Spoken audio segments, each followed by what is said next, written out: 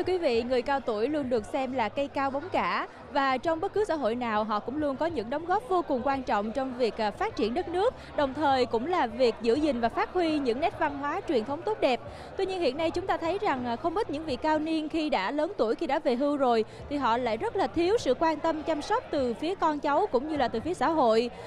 Hiểu được rằng việc chăm sóc người cao tuổi không chỉ là trách nhiệm của mỗi cá nhân mà đồng thời là câu chuyện của toàn xã hội để cùng nhau bắt tay và xây dựng hoàn thiện mỗi ngày. Thì ngày hôm nay SBTN Úc Châu rất vui mừng và rất là hạnh phúc khi mà có mặt ở đây để chứng kiến một buổi lễ đặt những viên đá đầu tiên trong việc xây dựng nhà dưỡng lão cho người cao tuổi Australia Vietnamese Aged Care Services. Và Kim Phụng xin mời quý vị hãy cùng vào bên trong để cùng Kim Phụng xem buổi lễ này sẽ được diễn ra như thế nào quý vị nhé. Sáng ngày 15 tháng 3 năm 2015, tại số 783-785 The Horsley Drive Smithfield đã diễn ra buổi lễ đặt viên đá đầu tiên để xây dựng nhà dưỡng lão dành cho người Việt tại Úc Châu. Đến tham dự buổi lễ có sự hiện diện đông đủ của các chính khách, các cá nhân đoàn thể, cũng như đại diện các tinh thần tôn giáo và các cơ quan truyền thông báo chí. Có thể thấy sự vui mừng của các bậc cao niên, những đối tượng chính được thụ hưởng các dịch vụ này và họ cảm nhận đầy đủ ý nghĩa của nó. Vượt qua rất nhiều thử thách, các bác sĩ, y tá, những người lương y đã làm việc không ngơi nghỉ để dự án được tiến hành từ các khâu vận động kinh phí đến việc lên ý tưởng và đưa vào thực hiện. Chính phủ Úc Châu đã cảm nhận được sự cần thiết và ý nghĩa của nhà dưỡng lão cho người Việt khi đồng ý hỗ trợ 12 triệu đô la không lãi suất trong số 17 triệu đô la cần thiết để hoàn thành dự án. We would like to acknowledge the traditional owners of the land on which we meet and their ancestors, past and present, the Kabugo clan of the Daru Nation. To the Avacs earth turning ceremony, and sincerely, he just gave a nice welcome to us all, the distinguished guests, ladies and gentlemen. Ladies and gentlemen, please stand for Australian and Vietnamese national anthems and a minute of silence.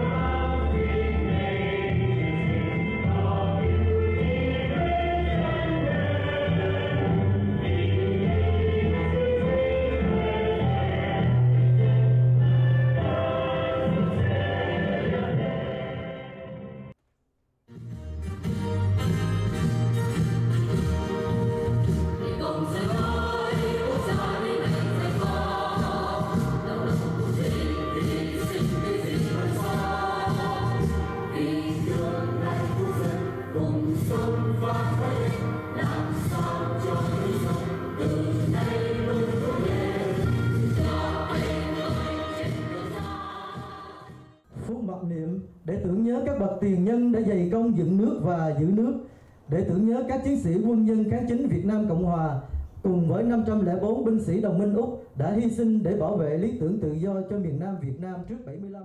To commemorate the founding fathers who have built and fought for our country.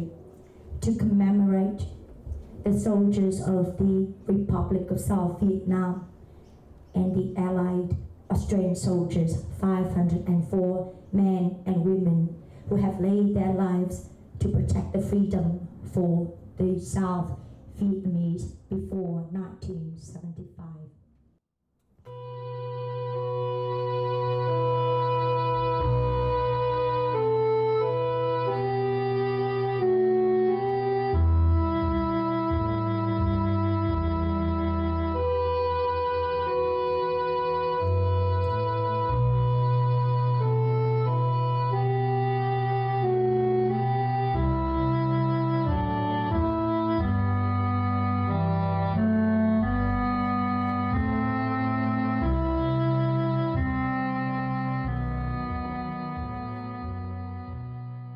Thưa quý vị, nghi thức chào bất kỳ đã xong, xin mời quý vị an tọa. Ladies and gentlemen, please be seated. Thank you.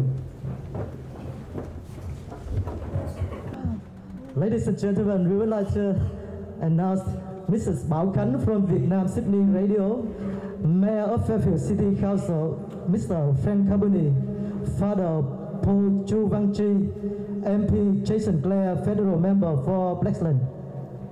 Ms. Clark Fiona, Assistant Director, Multicultural Affairs, DSS. Ms. Conchata Fioravanti, Wealth, Senator, Parliamentary Secretary to the Minister, Social Services. Very important guest today. Maria Diab, Ms. Maria Diab, Liberal candidate, the seat of Cabramatta for the coming up election. Mr. Ron Duckworth, President, RSL, Bass Hill Branch. Dr. Peter Tang, President of Vietnamese Community Association of New South Wales, MP Chris Hayes, Federal Member for Fowler, Mr. Quốc Vinh Hoang, Director of Vietnamese SBS Radio, Mr. Hoàng Nam, Director of 2VNR Radio. Please give it up. Big applause for all of our VIP, distinguished guests, ladies and gentlemen.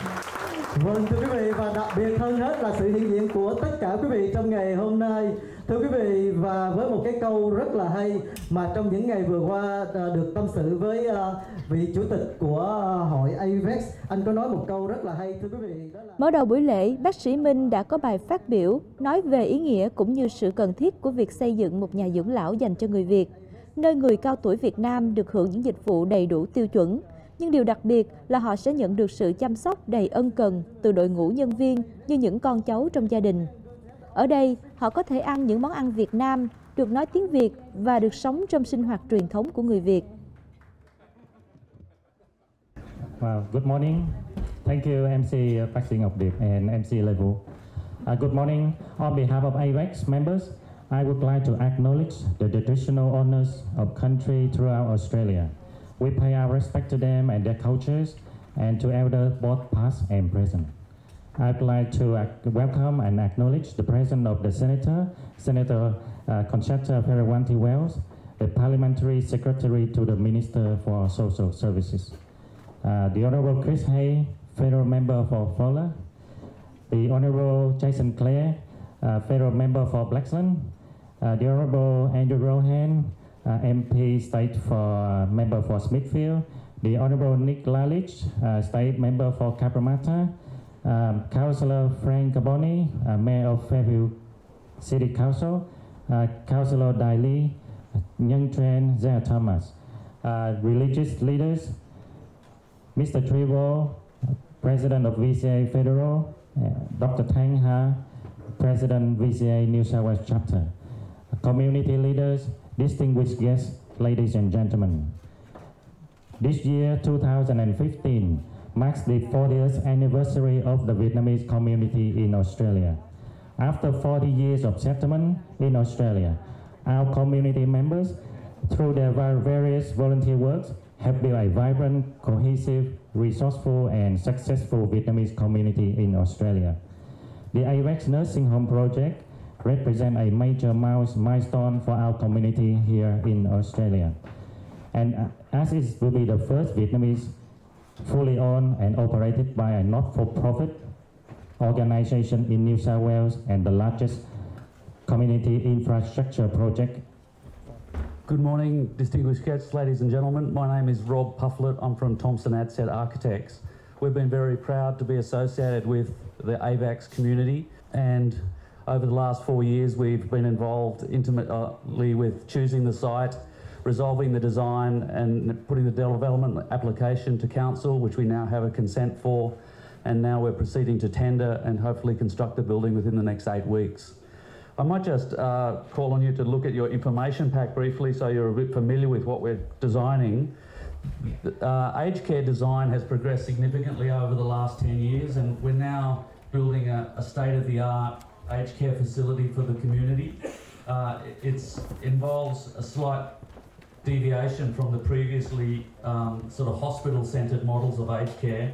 This is now a person-centred model where the residents are very much the centre of the facility, And the care delivery model is so very important, that making it not a production model but a person-centered care model. So that means that the dwellings, there are 4 separate houses essentially in this project of 15 to 20 beds, and each of those has staff that really relate to those residents in each of the houses. So I might just, so where we're standing... I look forward to answering any questions or discussing any aspect of the project should any of you want later. Thank you very much.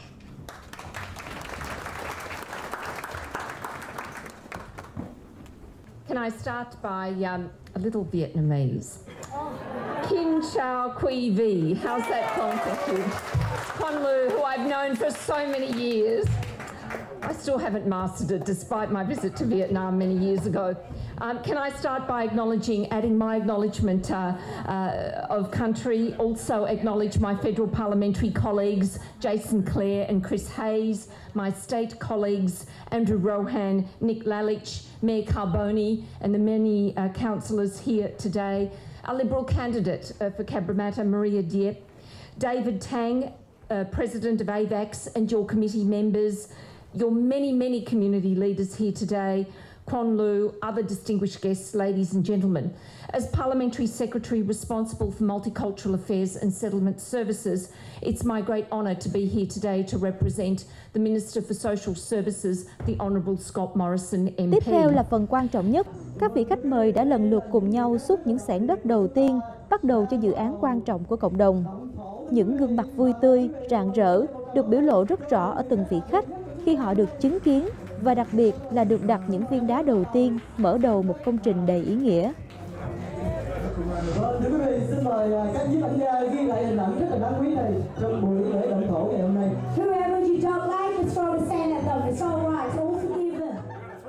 Tiếng cười cùng với những tràng pháo tay làm cho không khí thêm tưng bừng, giúp cho ai nấy đều vững tin vào một tương lai ngày càng phát triển của cộng đồng Việt Nam tại Úc Châu.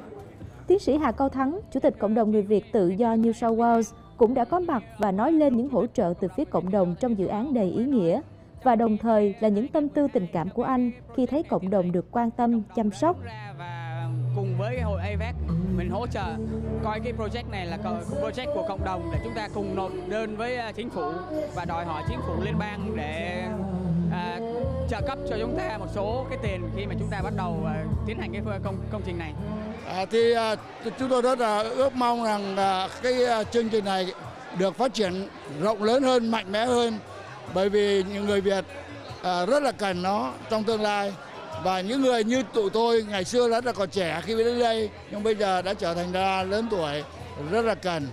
Đấy, bởi trong một cái xã hội mới, cái cuộc sống nó phải khác. Dạ, xin kính thưa quý vị khán giả của đài SBTN. Hội Avacs của chúng tôi là gọi tắt là Australian Vietnamese Aged Care Services. Người Việt của mình kêu là Hội trợ giúp người già Úc Việt tại New South Wales. Thì chúng tôi gồm có 9 người board member. Đứng đầu là tôi là bác sĩ Tăng Văn Minh, hội phó là bác sĩ Vũ Văn Hào, người thủ quỹ là bác sĩ Nguyễn Văn Vinh, thư ký là bác sĩ Trần Vinh. Ngoài ra chúng tôi còn có ông Lưu Tường Quang, luật sư Lưu Tường Quang, là tất cả mọi người ai cũng biết, rất là tốt, có lòng tốt trong cộng đồng của mình. Ngoài ra có cựu chủ tịch của Việt Nam Cộng đồng ở đây là ông Nguyễn Văn Thanh và bác sĩ Nguyễn Ngọc Điệp, và còn có 2 người Úc chuyên môn làm về người chăm sóc người già là người David, ông đó là David Wallace và Lauren Poulos. I've been involved with Avacs for the past 3 years. They came to me because of my background and experience in the aged care field to assist them, and that was at a point where they really just had ideas and nothing else, and so I've helped guide them through the maze of the government regulation and the track that you have to take in order to get your approvals as well as funding, and so it's all worked out well. But it wouldn't have worked without the dedication of the directors. Kính thưa quý vị, buổi lễ đặt những viên đá đầu tiên để xây dựng nhà dưỡng lão ngày hôm nay đã diễn ra rất là thành công và tốt đẹp. Và SBTN Úc Châu xin được mượn những hình ảnh thật là đẹp, thật là ý nghĩa này để kết thúc phóng sự. Cảm ơn quý vị đã chú ý theo dõi. Thân ái chào tạm biệt và hẹn gặp lại.